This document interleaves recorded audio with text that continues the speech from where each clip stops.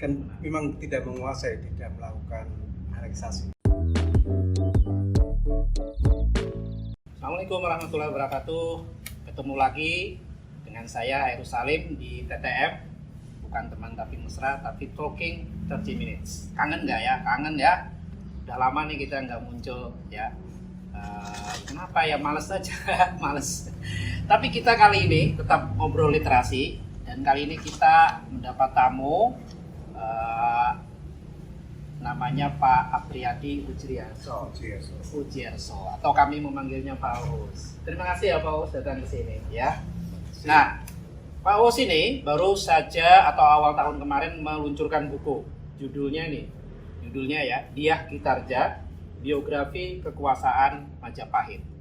Wah, ini tema yang menarik sampai kapanpun. Apalagi begini, pada umumnya kita menganggap raja terbesar atau Majapahit itu Hayam Wuruk ya.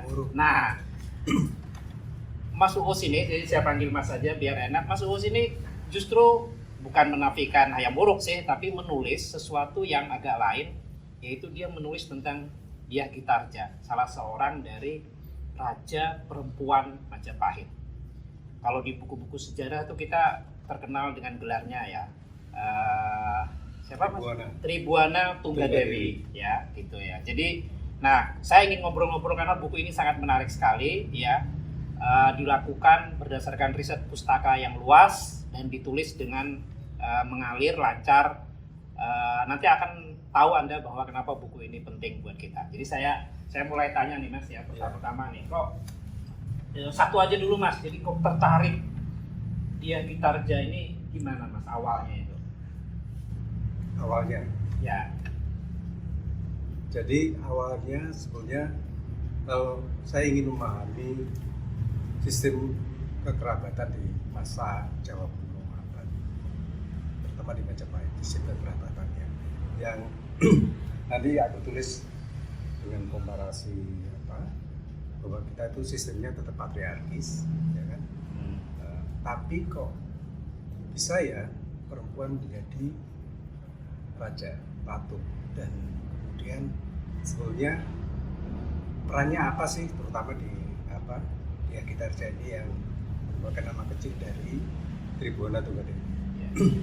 Jadi sistem kekerabatan nanti bisa, sebenarnya belum sempat dijelaskan, tapi itu saya memahami bahwa sistem patriarkisnya berbeda, yang dia mengakomodasi dua garis dari matrilineal sama matrilineal. Itu terlihat ketika bahwa kalau di masa sekarang itu misalnya Islam itu merupakan garis laki-laki, sementara yang tapi di masa itu Siwa Buddha itu juga selain sistem percaya juga sistem kekerabatan, bahwa yang Siwa itu garis laki-laki, yang Buddha garis perempuan. Jadi si Dyah Kitarja ini Buddhis. Dyah Kitarja. Lalu jadi raja. Dia kalau jadi raja mesti representasinya jadi garis laki-laki. Ini memang menarik ya, artinya sekian abad yang lalu atau kita dari sekitar 8 atau 7 abad yang lalu bisa ada seorang perempuan jadi raja, dan ini bukan sekedar tempelan ya, dia memang serius ya. Artinya memang banyak perubahan yang dia lakukan. Betul. Kalau di sejarah kita yang masa Orde Baru yang militeristik itu kayaknya seperti tempelan. Ya. Tapi pujian-pujian prapanca, pujian di negara kertagama, terus di Karaton, beberapa naskah yang sempat saya baca itu tidak menafikan, itu memang sangat menghormati. Artinya dia punya peran yang cukup besar. Pertama karena memang kebetulan ibundanya juga adiknya itu dididik oleh ibundanya, mereka dididik oleh ibundanya Dyah Gayatri yang jadi bikuni, sehingga mereka bisa Dyah Kitarja maupun nanti dia bisa mengelola Majapahit dengan sangat bagus. Jadi sangat terpelajar sekali ya di eranya. sangat terpelajar sekali. Nah ini saya ini aja ya teman-teman. Jadi Mas Husni menyebut dia kitabnya adalah seorang putri dengan bakat kepemimpinan yang luar biasa, cerdas, berpikiran progresif, sekaligus bijak dan juga pemberani. Saya kira ini luar biasa ya. Artinya ini bukan sekedar anak keturunan jadi, tapi dia memang sangat dihormati dan memang memberi peran serta kontribusi penting ketika berkuasa. Nah itu apa aja Mas sebenarnya yang kira-kira yang menurut catatan sampean menarik dari kehadiran Dyah Mitra ini sebagai raja ini di Majapahit tuh ya? Di Majapahit, ya. Iya, caranya dia mengelola, memimpin itu sangat menarik. Pertama-tama kalau yang saya amati itu naskah Suara Jambu. Naskah Suara Jambu itu sistem hukum baru yang kemudian diterapkan di masa Majapahit. Berdasarkan tafsir ulang terhadap kitab Manuseperti. Jadi bahkan oleh Nietzsche ya, itu kitab Manawadharma Sastra Manu itu, Manuseperti itu merupakan kitab yang sangat membela perempuan, kata Nietzsche ini. Iya, artinya sekian tahun kemudian Nietzsche baca naskah itu.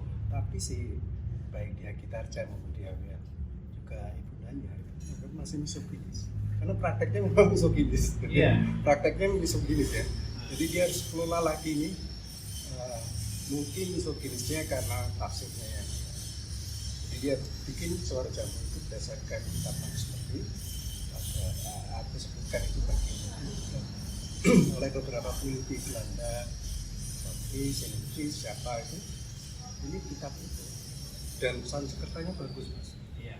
Jadi misalnya ada salinan kitab Manawadharma Sastra yang korup, Sanskertanya atau tafsirnya itu bisa balik ke Suara Jambu dan bisa dibetulkan Sebenarnya ya. menjadi kitab sumber, jadi sumber rujukan. Tapi kok jarang disebut ya, atau saya yang nggak ini ya, atau secara umum memang pengetahuan kita itu nggak terlalu memberi tempat pada naskahnya atau bagaimana Mas? Nggak tahu kalau kan memang mungkin perhatian terhadap hukumnya kurang. Tapi kalau misalnya perkembangannya misalnya Mas Ayu Salim kenal di Kosok ya, yang di Jambi itu ya adalah kitab Manawadharma Sastra Majapahit itu ke sana. Jadi penyebarannya cukup luas. Bukan, maksud saya dalam konteks kontemporer ini loh. Jarang disebut gitu ya. Jarang disebut. Jadi kitab ini dipakai sebagai sumber hukum oleh atau pada era. Iya, Kitarja sehingga Hayam Wuruk nggak pernah mengganggu sistem hukum ini. Jadi Hayam Wuruk meneruskan. Ini basic dasar hukum yang dipakai Majapahit sehingga bahkan Hayam Wuruk pun tidak pernah mengganti mengubah ini. Hanya mungkin kemudian pasca Hayam Wuruk tafsirnya yang bermacam-macam. Kemudian kita aja berapa tahun Mas berkuasa? Ya sekitar 20. Wah, lama sekali ya.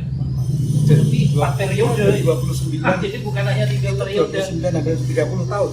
Itu 6 periode itu saudara sekalian. Jadi itu 6 periode ya. Jadi kalau itu tempelan tuh wah, 30. Nah, hubungan dengan suaminya gimana Mas? Jadi kan ada orang kan kalau sekarang kan stereotype ya. Stereotype kalau ada yang perempuan yang powerful seperti itu suaminya kan istri, ikatan suami istri. Nah ini suami tolong diceritakan bagaimana ini? Ya kalau disebutkan di negara kertagama ya kemudian aku itu ahli perdata, ahli hukum perdata. Oh iya. Terus suaminya, adiknya itu ahli pertanian. Ya adiknya dia. Ya dia Kitarja kan jadi ya. Raden Wijaya punya 2 putri, satunya dia Kitarja, satunya dia Rian. Itu satu ahli perdata, satu ahli hukum. Yang Cakranegara. Yang Kertawardhana itu ya suaminya dia Kitarja adalah ahli hukum perdata. Sehingga dia paham betul sih soal. Terus sampai akhir sampai meninggalnya dia mendampingi ya sebagai suami. Tidak ada konflik maksudnya di dalam konteks ini kok perempuan berkuasa gitu. Nggak ada ya. nggak ada. Saya sih nggak menemukan itu ya. Nggak menemukan. Dia sangat mendukung peran dia ya. Sangat, kalau istilah sekarang itu memberi peluang, bahkan mendukung gitu ya. Ya sebetulnya kan kekuasaannya mungkin bisa dibantu dengan baik ya, sehingga suportif gitu sifatnya. Pertama kan dalam segi hukum banyak hal yang terhadap perempuan itu masih sobinis, bagiannya sedikit, kalau warisan kayak gitu, itu bisa dipenuhi oleh nasihat-nasihat dari suaminya. Nah, gitu. Jadi, sepertinya sistem hukum itu yang membuat ekonominya Majapahit menjadi kuat. Jadi hayam buruknya sebenarnya menikmati ya, tinggal menikmati kalau bisa dikatakan begitu Tinggal kan. menikmati dan mengembangkan ekonomi. Ya, yang batas hutannya, batas alasnya sebenarnya ya kita aja lah, boleh dibilang begitu ya. Babat alasnya ayahnya Raden Wijaya, Ya, kemudian memberi dasar tata negara yang bagus, dia kinerja. Nah, Dan akhirnya yang hebat yang buruk kan tinggal menikmati kan. ya kan sistemnya memang baik, siapapun yang memimpin akan baik Karena sistemnya bagus. sistemnya bagus. Ini dia gitarnya bisa nggak mas disebut sebagai feminis di eranya gitu? Feminis. Ya tentu saja dengan Iya, pengertian.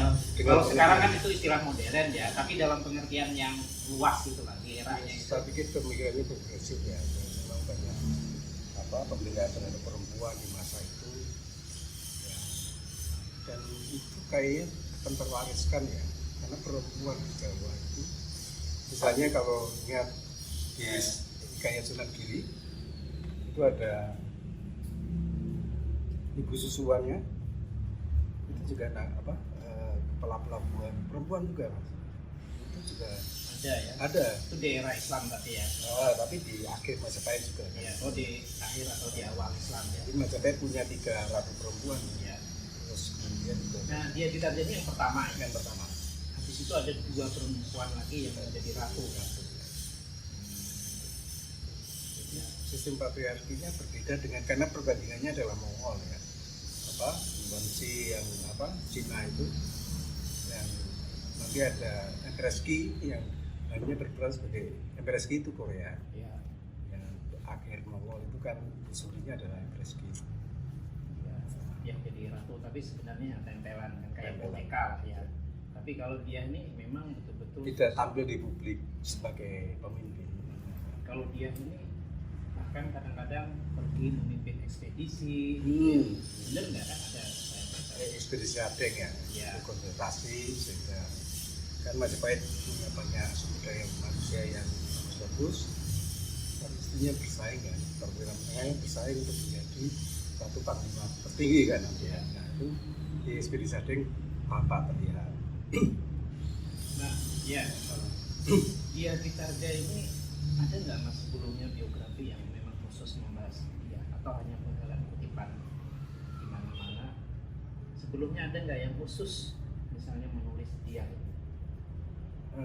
Kalau secara buku belum ya, tapi mungkin artikel-artikel kecil ada menulis. Ya kalau tokoh-tokoh Tribhuwana Tunggadewi pun sebenarnya kalau di game itu yang menarik itu di game online itu dia Gitarja dihargai sebagai sosok perempuan yang luar biasa. Itu game buatan mana? Indonesia? Kayaknya bukan. Bukan. Nah, kok bisa tahu Bukan, dia ya. bisa tahu begitu gitu loh. Cuman kalau game kan memang lebih ke game permainan. Ya, tapi kan ini kan pasti juga dibuat dengan perspektif. Dengan perspektif ya. Ya, jadi memang bukan Yang Civilization ya, game Civilization itu dipilih tokoh ya Gitarja. Itu aku tahu setelah selesai menulis. Nah, itu luar biasa anak muda dia. Nah ini dia gitar ini kan bukan hanya dia ya yang ibunya juga keren sekali ya. Ibunya ya. Si Raja Patni itu. Raja Patni, Gayatri Raja Patni. Ibunya, terus mbah putrinya Bajra itu Dewi. Sri Bajra Dewi. Bajra Dewi itu juga memang. Jadi sebenarnya sumber pengetahuan, skill, kemampuan itu kan sebenarnya dari mbah dan ibunya. Ya karena dia ada hubungannya bukan Dengan anak dan ibu dan anak, tapi juga guru dan murid. Nah, guru dan murid itu yang memang karena anak itu kadang-kadang seringkali kalau di aturan ini bahkan sampai sekarang guru itu lebih utama daripada orang tua. Dari orang. Jadi apa kata guru mungkin ada kayak gitu ya. Sri Bajar Dewi. Terus kita tarik lagi ke Dewi Kinsiji. ya. Itu luar biasa ya, sebagai perempuan. Banyak peran-peran itu yang ya mungkin sejak, tapi Prapanca pun mau mengakomodasi nama itu. Kalau nggak ada Prapanca nggak menyebut Sri Bajar Dewi, aku nggak kenal. Oh gitu. Nah, Artinya memang nah, memang meskipun menyebut ya, hanya menyebut ya. Atau dia juga menyebut dan dia memberi, kan ada apresiasi. apresiasi itu lewat perwujudan wacana itu, wacana itu luar biasa karena itu bodhisattva yang luar biasa kalau di budaya Atropia dan Kertanagara diwujudkan itu, istrinya diwujudkan sebagai wacana itu dicandikan di sama, terus di negara Kertagama juga disebutkan. Nah itu kalau nggak ada sebutannya mungkin Nggak tahu juga. patungnya kita nggak tahu. Jadi, Kalau itu sebenarnya refleksi dari Sri Bajar Bajar Dewi, Dewi, ya, mbahnya si dia Iya, kita aja. Oke, teman-teman sekarang kan menarik sekali ya. Jadi Anda memang perlu beli buku ini. Jadi saya bikin podcast bukan hanya buku Gading ya. Jadi buku teman-teman lain juga silakan. Saya betul-betul recommended ini dibaca ya. Di tengah baca-bacaan yang mungkin cukup langka tentang era Majapahit, tentang Jawa dan lain-lain. Nah, yang menarik Mas Uus ini risetnya saya duga ya nggak cukup 1 tahun 2 tahun, ini mungkin lama sekali ya. Saya nggak tahu berapa, dan juga sepertinya melakukan apa ya, semacam riset lapangan, jalan-jalan ke berbagai situs, ke berbagai candi dan lain-lain. Oke Mas, jadi ini kan sumbernya banyak Mas ya, sumber kolonial, sumber asing, sumber naskah-naskah berbahasa Jawa gitu.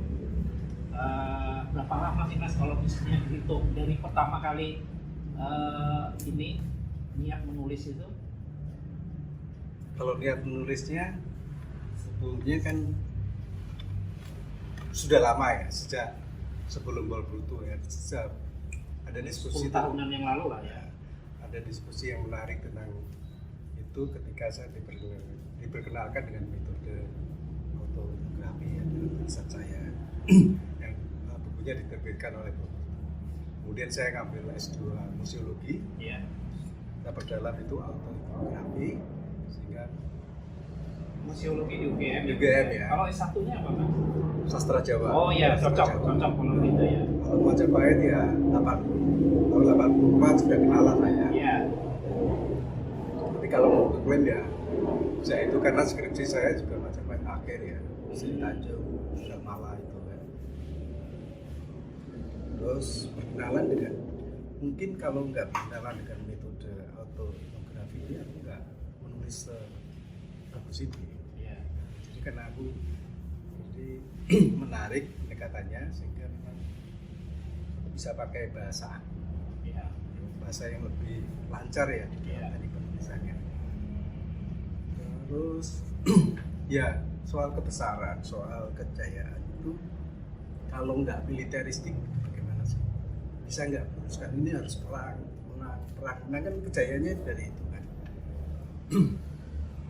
Tapi kalau misalnya sistem hukum, kemudian pemberian kesejahteraan itu kan nggak dianggap. Iya.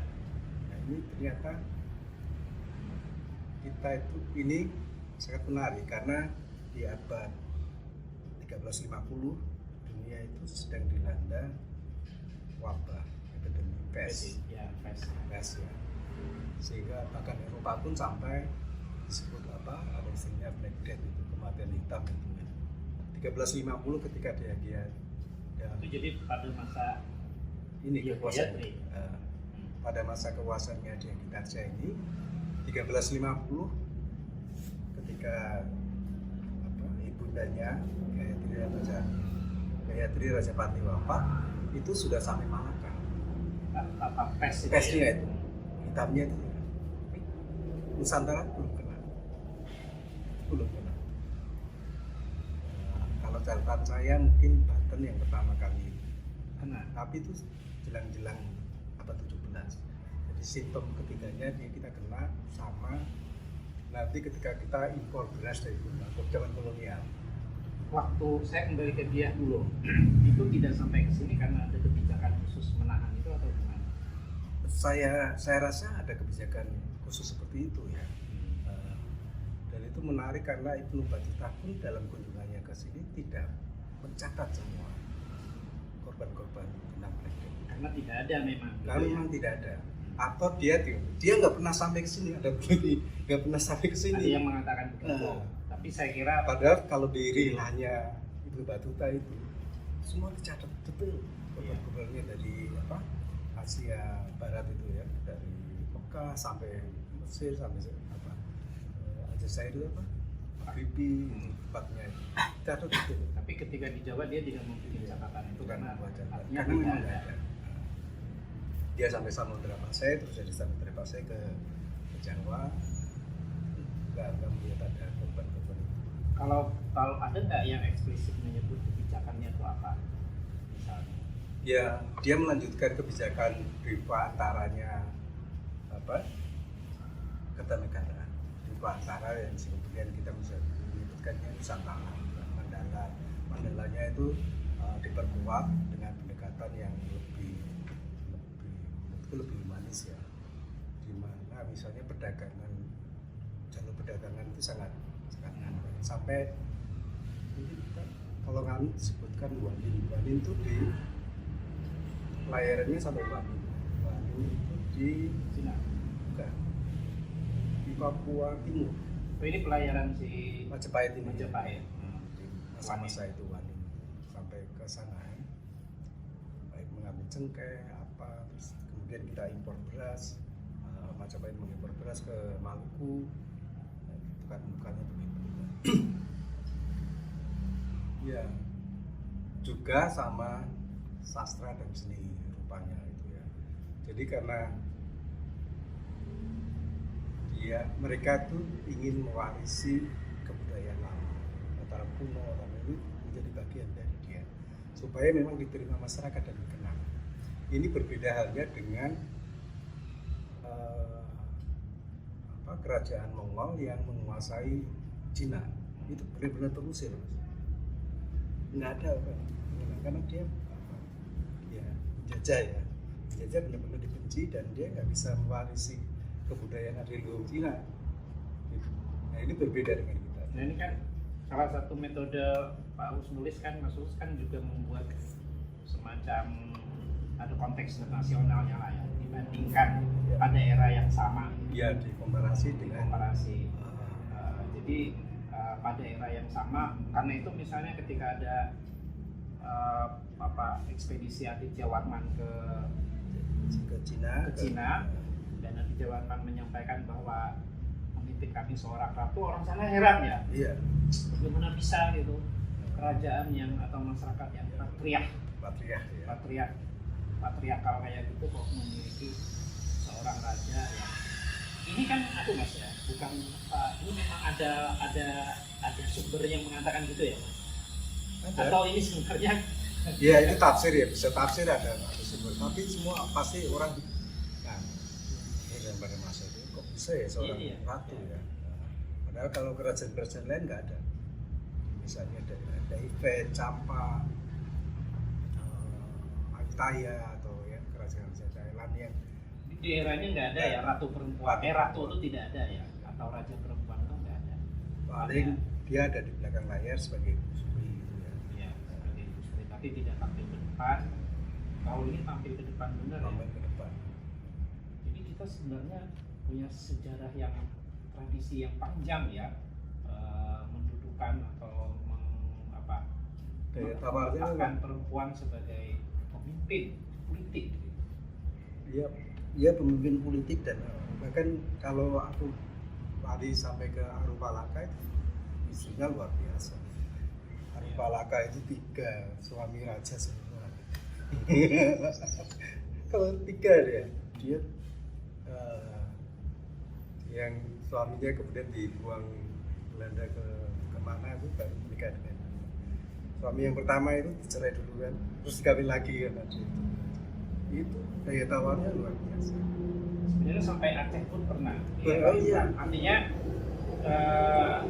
wilayah Islam yang lain belum pernah memiliki. Jadi kira-kira akarnya sebenarnya cukup panjang dan mungkin bisa dirunut ke akar Majapahit ini ya. Sebetulnya lebih ke aku mau lari ke Austronesia. Oh gitu. Para penutur bahasa Austronesia itu memang mungkin karena dia lebih menghargai perempuan atau mengakomodasi itu. Berarti kan tidak hanya Majapahit, di semua. Iya. Ada satu pertanyaan sini. Ini istilah sederhana ya. Di sini disebut Majapahit yang era dia ini menganut Siwa Buddhisme. Siwa Itu Buddhisme. seperti apa sih Mas? Ya kalau aku tidak berani masuk ke wilayah Hindu ini ya, terlalu dalam ya. Artinya Ya, memang memahami dari luar. Tapi kalau Buddhisme itu kan yang masuk di kita kan pertama Tantarayana ya. Kalau di dalam epistemologi ya, tantris itu epistemologi yang dikembangkan oleh filsuf namanya Dignaga. Itu benar-benar disebutkan di dalam namanya disebutkan sebagai Dang Acarya Dignaga di dalam naskah kitab Sanghyang Kamayanika yang ditulis pada masa Ambusindra. Itu dia usianya di sekitar 400 sampai 500 sekian. Itu rektor Universitas Nalanda. Nah di masa itu di 400-an kalau dalam bacaan saya Buddha berubah menjadi agama dakwah. Jadi misionaris gitu ya. Misionaris ya. Sebelumnya nggak ada ya. Hindu pun juga kemudian berubah menjadi agama dakwah. Sebelumnya nggak ada. Nah itu yang mengubah kita dan kita. Berubah jadi agama dakwah itu di era Di 400. di 400 ya. Di 400 Masehi. Dia menjadi agama dakwah. Meskipun para biku itu ya misalnya kayak Bodhidharma yang nanti menyebarkan agama Tantra, mengenalkan yang pertama, terus dia nanti dari Buddhism jadi apa kalau di Jepang itu Shinto, Zen Zen. dan Buddhisme, terus di Korea nah itu ada yang namanya Bodhidharma, tapi kemudian diperkuat oleh Dignaga ini yang membuat kitab apa namanya para mana Samsaya. Terus di kita ada lagi filsuf namanya Dharma Gitri 600 sampai 660 yang menulis ada 7 kitab gitu, 7 naskah yang dia buat. Pramana Vartika terutama yang mengomentari karya-karyanya Dignaga. Nah Dharma Gitri itu yang kemudian dicari oleh Atisa. Oh, Atisa itu yang datang ke Jambi ya. Jambi. Dia pelajari itu. Padahal itu 600 sementara Atisa 11. Datang. Lalu dia bawa pulang ke Tibet kan. Bawa pulang ke Tibet Dan melakukan pembaharuan Buddhisme di sana ya. Betul. Ini ya Dharma Gitri sampai sekarang terus filsafatnya itu terus diseminarkan kalau dalam studi Buddhisme. Kalau di Nah, ya, yang saya maksud ada siwa di depannya itu loh Mas. Siwa Siwa itu loh. jadi karena di sebenarnya udah mulai ya penyatuan itu ya. Penyatuan itu terus kemudian sepertinya ketika Black Death itu nggak ada biku dari dia yang datang. Itu memang benar-benar terus dan kemudian mengembangkan sendiri. Tapi sebelumnya kan juga sudah mulai nih nyampur gitu Mas. Ini karena konteksnya selain pemeluk Buddhis di Majapahit juga mungkin banyak Hindu gitu ya? Bukan. Selain Itu sama ya, sektinya banyak. Terus kemudian juga leluhurnya gimana nih? Soal leluhur. Jadi itu harus di-blend supaya terakomodir. apa namanya? Ya misalnya pemujaan terhadap Ken Arok, terhadap para leluhur yang itu yang lokalnya itu harus masuk. Nah, itu mungkin jadi sumber itu penyatuan gangguan jiwa Buddhisme itu.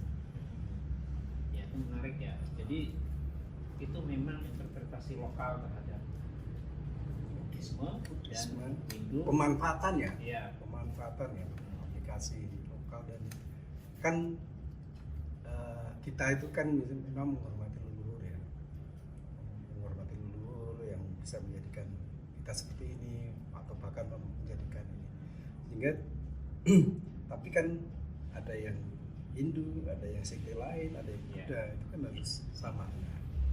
Itu yang dibuat itu satu, terus kemudian di akhirnya kayak seperti sistem kekeluargaan itu. Nah, saya kembali lagi ke awal ya. Ini sejarahnya bukan kenapa yang Muruk lebih menonjol karena orang melihat militeristiknya. Nah, dia ini sebenarnya juga pernah melakukan penyerangan ya. Tapi penyerangannya menarik, bukan karena militer ya. Yang ke Malaka. Yang ke Malaka ya. Jadi justru sumber yang masuk pakai itu Samudra Pasai ya. Samudra Pasai.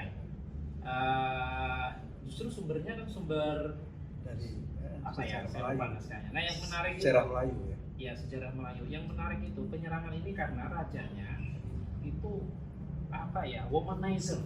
Nah, womanizer itu istilah yang udah nggak bisa lihat perempuan, pokoknya ada mau disikat aja, termasuk anaknya. Nah, bahkan pernah mau ada pernikahan antara anaknya si Sultan Malaka ini dengan putri dari Majapahit. Mau disikat si bapak ini juga karena jadi diserang karena ini kelakuan perempuan loh. Ini menarik. Nah, saya kira coba Mas dikit Mas itu dijelaskan itu karena menarik sekali itu. Jadi bukan karena mau ekspansi mau apa, tapi karena kelakuan si raja ini yang anaknya juga mau dinikahi, calon mantunya juga mau disikat kayak gitu-gitu loh. Ya. Iya, itu menarik ya. Karena sumbernya bukan dari Majapahit, tapi sumbernya dari tapi itu benar Mas, dia itu memang menyerang ke sana pada era itu. Nah, bahwa dimaknai penyerangan itu seperti itu soal lain ya. Tapi bahwa menyerang memang menarik ya, interpretasi orang Malaka ya. Artinya mereka senang kan? Iya, senang dalam arti lah ini biar aja disikat apa ini karu-karuan. Itu namanya Pak Sultan Ahmad Rangin apa ya? Itu sudah Islam ya mereka ya. Samudra Pasai sudah Islam. Sudah, dari segi namanya sudah. Ya. Terus ada putra sulungnya itu yang melindungi dua putrinya itu kan. Dua putri yang mau dinikahin pindah ke wilayah lain karena si sulung itu kayaknya ahli perang, hanya bisa dikalahkan dengan cara diracun. Pokoknya ini ada seorang raja yang mungkin womanizer ya. Jadi karena itulah lalu dia ditarja memutuskan untuk menyerang hanya untuk menghukum si sultan ini. Kan memang tidak menguasai, tidak melakukan aneksasi penguasaan wilayah itu enggak. Ya. Nah, ini penutup Mas ya. Bisa nggak Mas dikatakan selain bahwa sampean memilih dia ditarja sebagai sosok yang digambarkan, ini juga ditulis dengan perspektif perempuan meskipun sampean laki-laki. Ini bisa nggak begitu digambarkan biografi ini? Enggak, Pak. Enggak. Aku enggak kepikiran.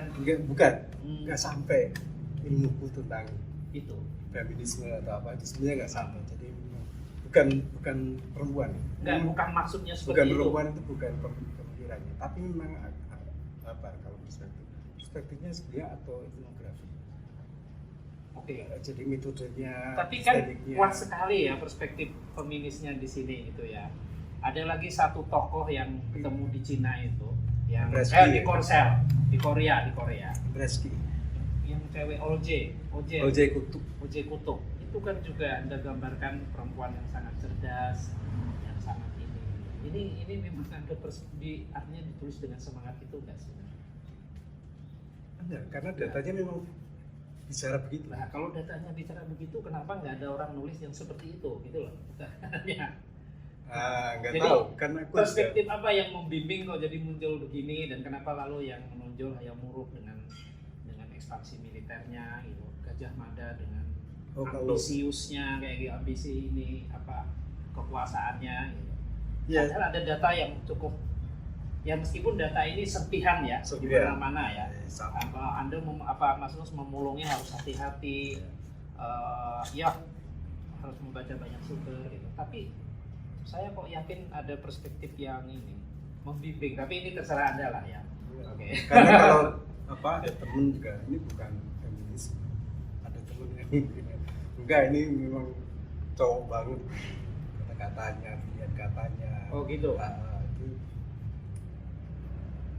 nggak strong lah. Kalau feminisme nggak strong, aku juga nggak kesana. nggak belajar feminisme secara ketat gitu kan.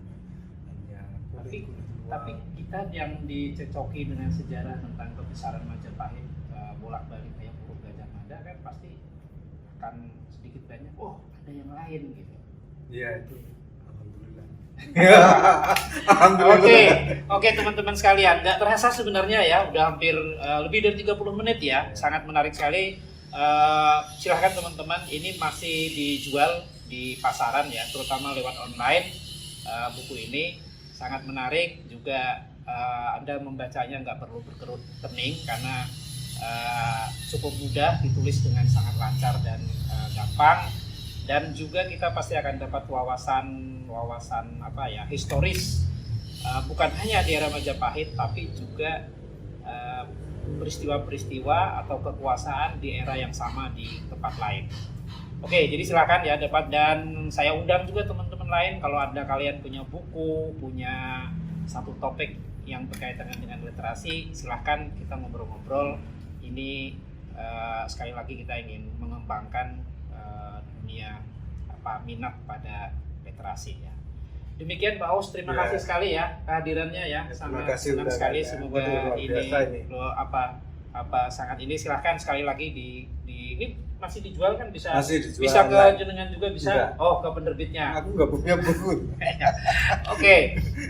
Oke, gitu ya. Jadi demikian TTM kita, bukan teman tapi mesra, tapi talking 30 minutes. Terima kasih, sampai ketemu lagi.